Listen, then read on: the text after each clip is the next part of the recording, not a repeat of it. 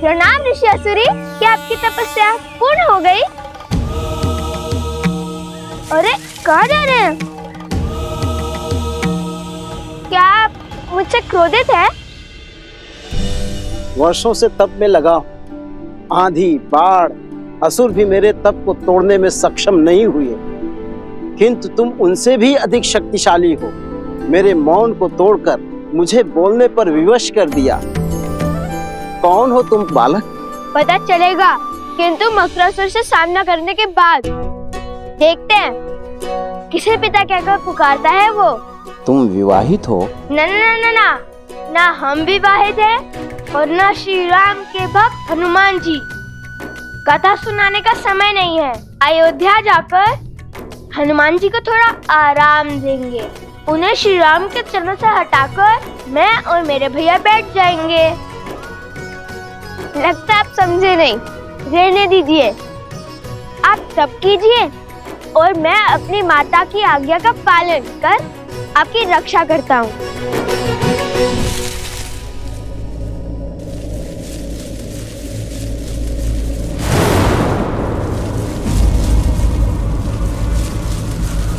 ये वृक्ष तो सूख रहा है। अर्थात मकरासुर निकट है। ये उसी का प्रकोप है।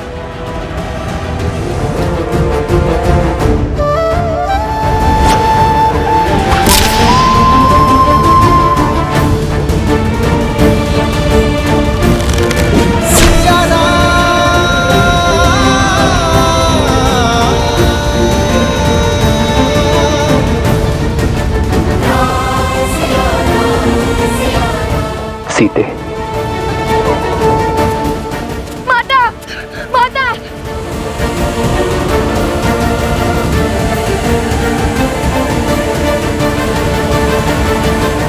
माता, माता, माता, माता। ये कैसा अनर्थ है पिताश्री?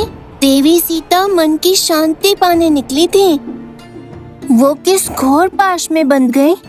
ये पाश नहीं है पुत्र, मुक्ति का मार्ग है।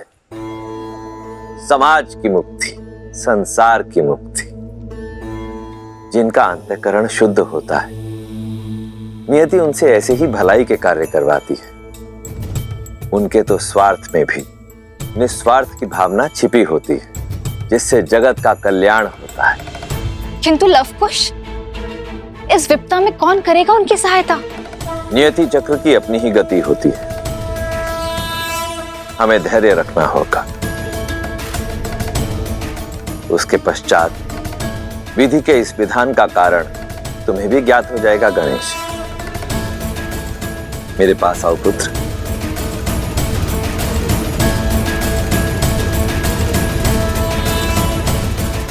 वन देवी, वन देवी, माता, वन देवी।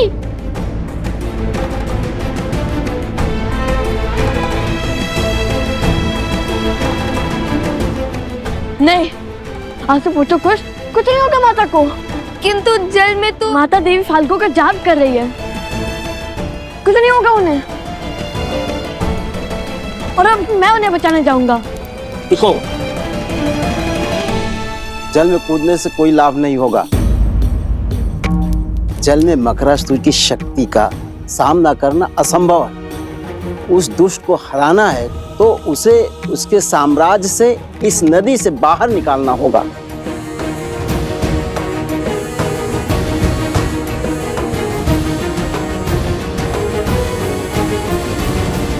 अभी तक अधर्म की विजय हुई नहीं है, किंतु धर्म के पास समय कम है। हर गिरते पत्ते के साथ मकरासुर की शक्ति और उसका प्रकोप बढ़ रहा है। शीघ्र तुम्हारी माता को इस विषैले जल से बाहर निकालना होगा।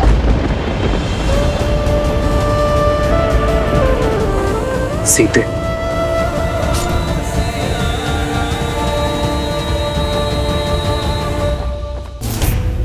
ये अस्त्र अगर इसको चीर सकता है, उसको भी मार सकता है।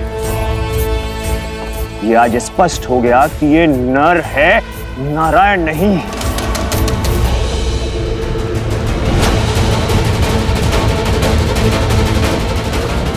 प्रभु!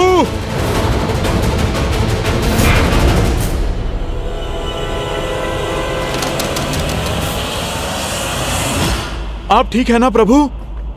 मन बार बार किसी अनिष्ट की ओर संकेत कर रहा है हनुमान, किंतु युद्ध भूमि में लड़ रहे योद्धा को संसार की कोई उलझन उलझा नहीं सकती। यह धर्म युद्ध है, तन और मन दोनों झोंकने होंगे।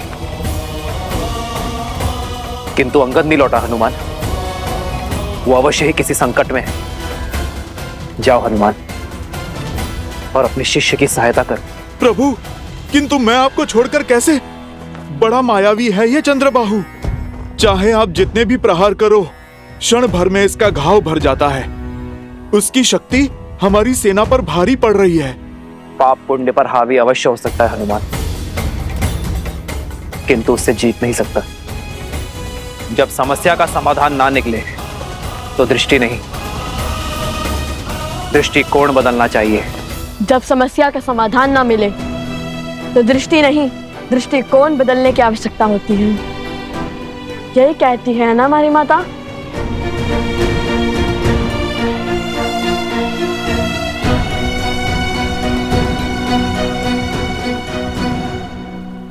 यदि वो जल के भीतर शक्तिशाली है और उसे बाहर लाना असंभव है, तो फिर हम जल को उस तक पहुंचने से रोकेंगे, नदी का प्रवाह अवरुद्ध कर देंगे।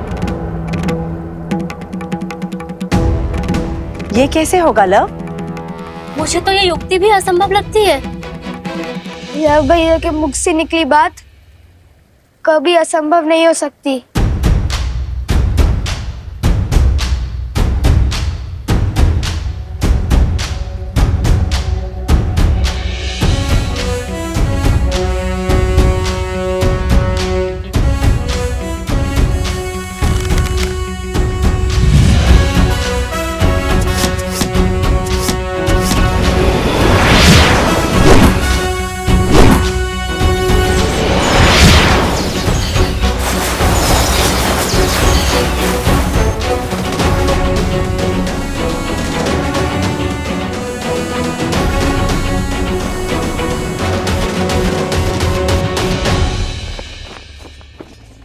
जिसे अब तक मेरे हनुमान के प्रहार रोक रहे थे, उसे अब मेरे बाण रोकेंगे। वो मारा नहीं जा सकता, किंतु बांधा जा सकता है।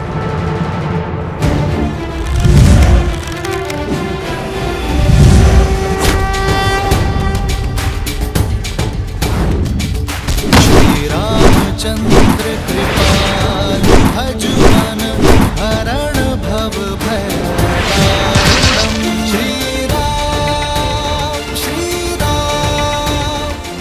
जाओ हनुमान, शीघ्र अतिशीघ्र अंगद को खोजो।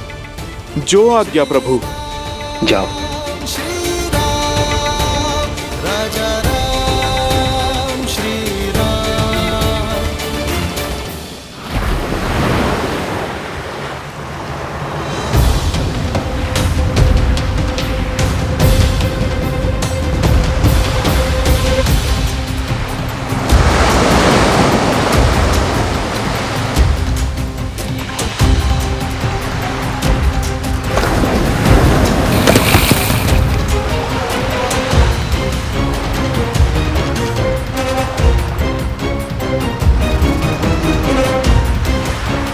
जल का प्रवाह बहुत तीव्र है, इस पे सेतु बनाना संभव नहीं है लवकुश। हमें बिना समय गवाए सहायता ढूंढनी चाहिए।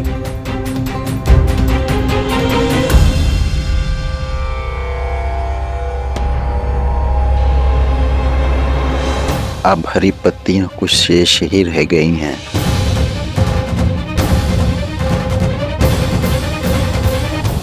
जब तक हम सहायता खोजेंगे तब तक समय और देवी के प्राण खो चुके होंगे।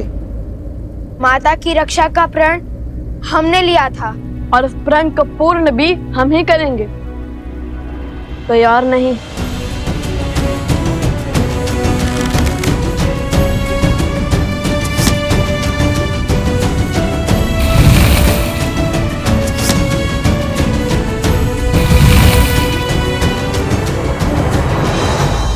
आप सब हर बाण पर राम नाम लिखो। राम नाम में शक्ति है। वो सेतु बना सकता है, जल आश्रम तक पहुंचा सकता है, तो जल को रोक भी सकता है। अति उत्तम कुश।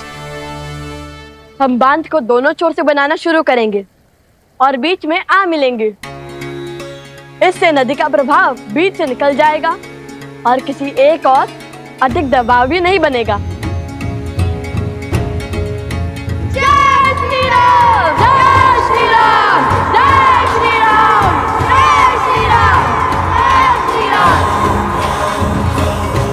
जय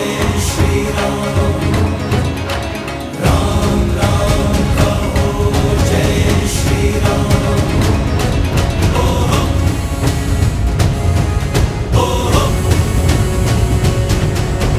मन में है विश्वास तो आकाश में परचम रहेगा। जब होगी जीत तो हर दिशा में राम नाम गूंजेगा। राम राम कहो जय श्री जय श्री राम!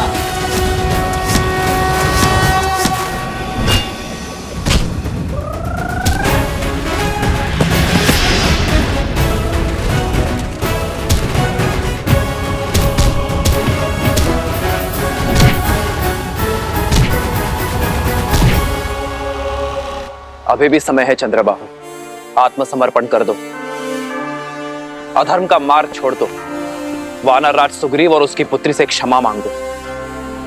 यदि उन्होंने तुम्हारे दुस्साहस को क्षमा योग्य माना तो यह युद्ध अभी इसी क्षण समाप्त हो जाएगा। तुम्हें दंड अवश्य मिलेगा, किंतु तुम्हारे प्राण बच जाएंगे। अपने पापों से मुक्त हो जाओगे तुम और तुम्हारे शब्द। पहले मेरे पिता की माया, फिर उनके शब्दों ने तुमसे तुम्हारा बल छीन लिया। जो जो वचन तुमने अपनी पत्नी को दिए थे, उन सबको तोड़ने पर विवश कर दिया।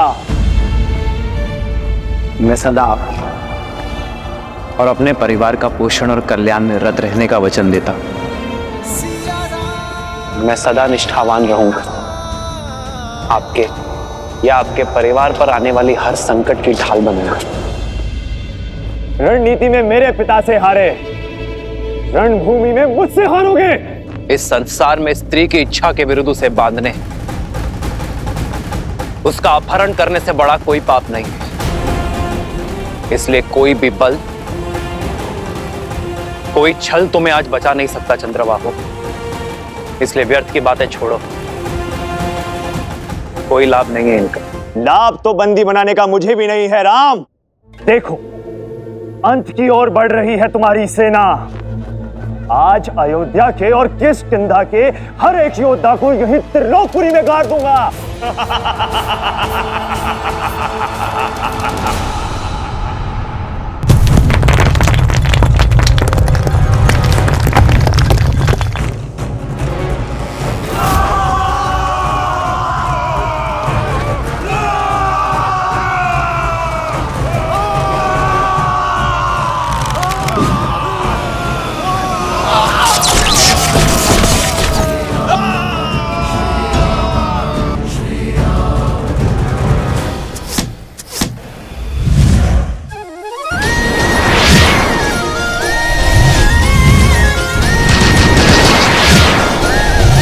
आपके लव कुश आ रहे हैं माता।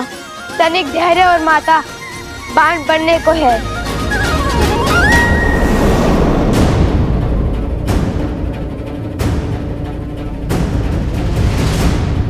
ये कोई असुरी माया तो नहीं?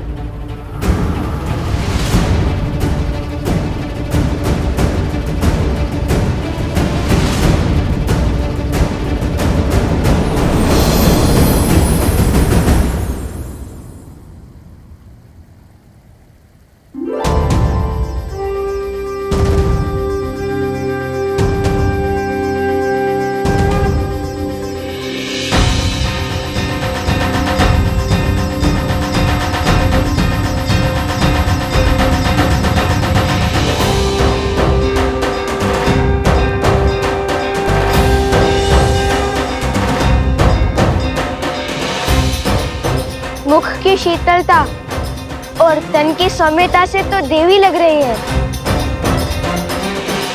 देवी फल्गु ऋषि असुरी का प्रणाम स्वीकार करें।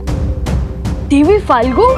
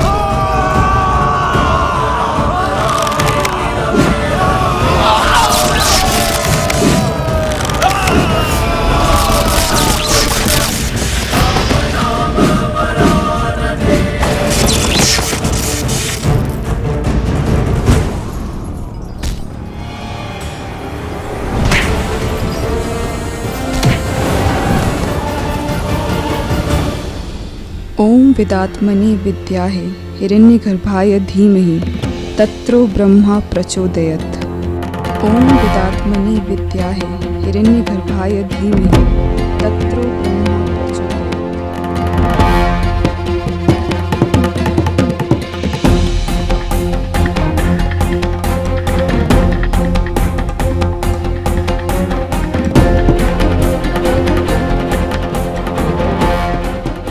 अंगद के यहाँ पे होने का प्रमाण तो मिल गया, किंतु वो स्वयं कहाँ है? अंगद! अंगद! अंगद! अंगद!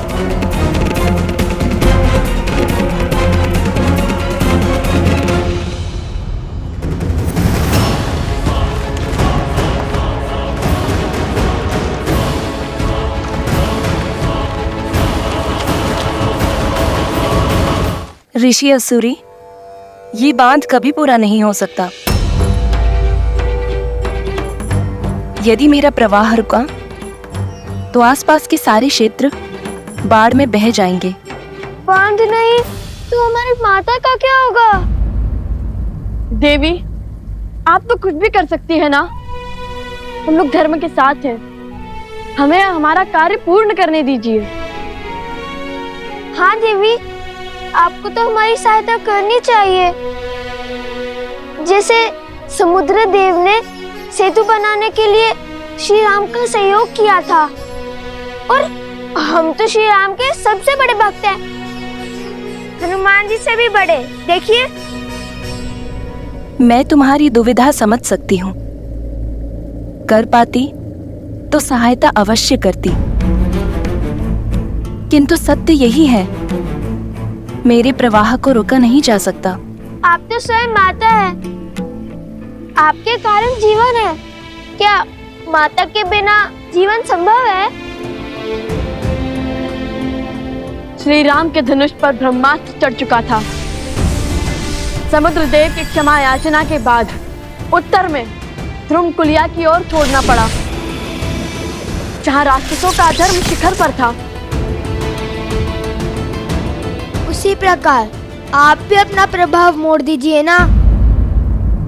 बहाना ही है तो धर्म के बल से अधर्मियों को बहाइए।